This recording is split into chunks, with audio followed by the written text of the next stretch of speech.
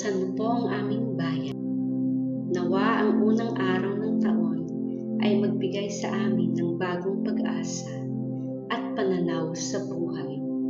Nagpapasalamat po kami sa buhay na kaloob at sa mga karanasan ng nakalipas na taon na kung saan higit namin naramdaman ng iyong pagmamahal at walang hanggang awa sa gitna ng pandemya.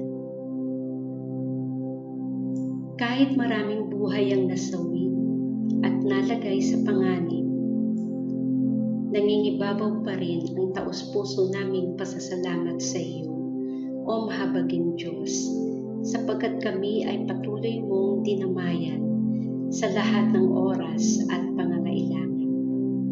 Ikaw ang nagbibigay lakas sa araw-araw. Ikaw ang aming sandigan at pag-asa. Patuloy mo po kaming gabayan ngayon at sa buong taon. Kalakip ng pagmamahal ni Maria, Ina ng Diyos at aming Ina. Hinihiling namin ito sa ngalan ni Jesus na aming Panginoon, kasama ng banal na Espiritu Santo na maghahari ngayon, magpakailanman at magpasawalang hanggan.